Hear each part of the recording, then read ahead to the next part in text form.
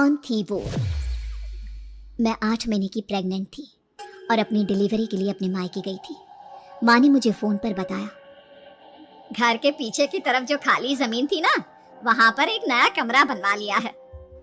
इतने सालों के बाद जैसे ही अपने घर में कदम रखा, कुछ अलग सा लगा। माँ, ये घर के पीछे की तरफ नया कमरा बनवाने की क्या ज़रूरत थी? अरे बेटा, घर के पीछे दूर दूर तक खाली ज़मीन है।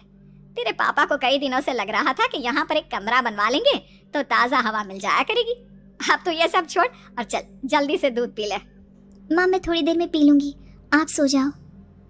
मैंने दूध का गिलास उठाकर उस खिड़की में रख दिया। पता नहीं कब आंख लगी, अचानक से खिड़की के पल्लों के खड़कने की तेज आवाज आई। दूध का गिलास धड़ाम से जमीन पर आ गिरा। जमीन पर गिरते ही दूध का रंग लाल हो चुका था। मैंने खिड़की से झांक कर बाहर देखा। चारों तरफ धूप अंधेरा था। उस अंधेरे की तरफ से कुछ आवाजें आ रही थी, जैसे छोटे बच्चे आपस में खिलखिलाकर मस्ती कर रहे हो।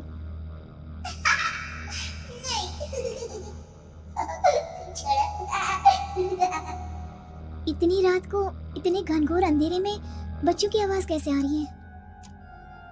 घड़ी में वक्त देखा तो ठीक 12 बजे थे। देखकर मैं सन्न रह गई। बुरी आत्माओं और भूतों की कई कहानियां मैं सुन चुकी थी। वक्त भी कुछ ऐसा ही था। ऊपर से मैं प्रेग्नेंट। सुना था कि ऐसे वक्त में अक्सर बुरी आत्माएं औरतों का पीछा करती हैं। तो क्या मेरे पीछे भी?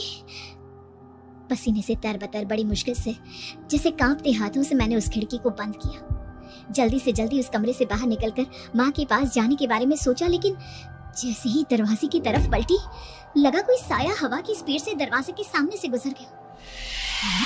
मेरे गले में अटक कर रह गई।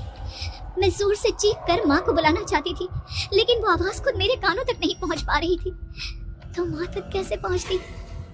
खिड़की के पल्ले एक बार फिर तेज हवा के झोंके से धड़ाम करके खुल गया और पूरी ताकत से मैं चीख पड़ी। जानती थी मेरी चीख की आवाज सुनकर कुछ ही सेकंड में माँ वहां पहुंच जाएगी, लेकिन ऐसा कुछ हुआ ही नहीं। मेरा कलेजा डर के मारे फटा जा रहा था। आखिर माँ ने मेरी आवाज क्यों नहीं सुनी? इतनी गहरी नींद में तो माँ कभी नहीं सोती। ठीक पीछे खुली हुई वो खिड़की। मुझ में इतनी ताकत नहीं बची थी कि मैं पलटकर उस तरफ देख भी सकूं। हवा का एक सनसनाता हुआ झोंका उसी वक्त मेरे कानों से आकर टकराया। लगा जैसे किसी ने दबी हुई आवाज में धीरे से मुझसे कहा, चली जाओ यहाँ से। मैंने दोनों हाथ अपने कानों पर रख लिए और एक बार फिर ताकत लगाकर जोर से चीखने की कोशिश की। माँ! पापा! मेरी आवाज उस कमरे की दीवारों से टकराकर वापस मुझे ही सुनाई दे रही थी। जितनी ताकत के साथ मैंने चीखने की कोशिश की थी, कुछ ही देर बाद उससे कहीं ज्यादा तेज और दर्दनाक चीख मुझे सुनाई देने लगी। ये आवाज ठीक मेरे पीछे खिड़की से आ रही थी। वो आवाज मेरे कानों में पिघलते हुए लोहे की तरह गिर रही थी। उन आवाजों में हैवानियत थी। वो आवाजें किसी इंसान की नहीं है, इतना मैं समझ चुकी थी। कांप रहे हाथों से मैंने अंधेरे में कुछ ढूंढने की कोशिश की। तभी अचानक मेरा हाथ बेड पर रखी टॉर्च पर पड़ा। किसी तरह ताकत लगाकर टॉर्च का बटन ऑन किया, लेकिन ये क्या? सामने दरवाजे पर 3 छोटी लड़कियां खड़ी हुई थी। उनके हाथ में स्टील के चमचमाते हुए चाकू थे।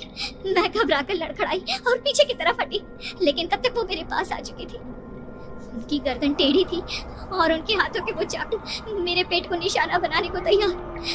मैं जोर से चीखी, नहीं, छोड़ दो मेरे बच्चे को, मत मारो, मत मारो, छोड़ दो मेरे बच्चे को। सोनाली, सोनाली, क्या हुआ बेटा? तू इतनी डरी हुई क्यों है? उठ बेटा, क्या हुआ? हड़बड़ाकर मैंने अपनी आंखें खोली। देखा तो दिन निकल आया था। माँ मुझे जगा रही थी। मेरा चेहरा पूरा पसीने से लथपथ था। क्या हुआ बेटा? तुमने कोई बुरा सपना देखा क्या? मैं अभी तक अपने पूरे होश में नहीं थी। वो मेरे बच्चे को मार देगी माँ। वो लड़की मेरे बच्चे को। मैंने घबराकर अपने पेट को छुआ। सब कुछ ठीक था। और वो दूध जो रात को यहाँ पर गिर गया था, उसका रंग लाल हो गया था। माँ ने हंसते हुए दूध का गिलास मुझे दिखाया। तुमने दूध पिया ही नहीं, पूरा का पूरा ऐसे ही रखा हुआ है। तुमसे कहा था ना सोनाली, सेहत के लिए लापरवाही ठीक नहीं बेटा। लेकिन मैंने तो सब कुछ अपनी खुली आंखों से देखा था। ये सपना कैसे हो सकता है?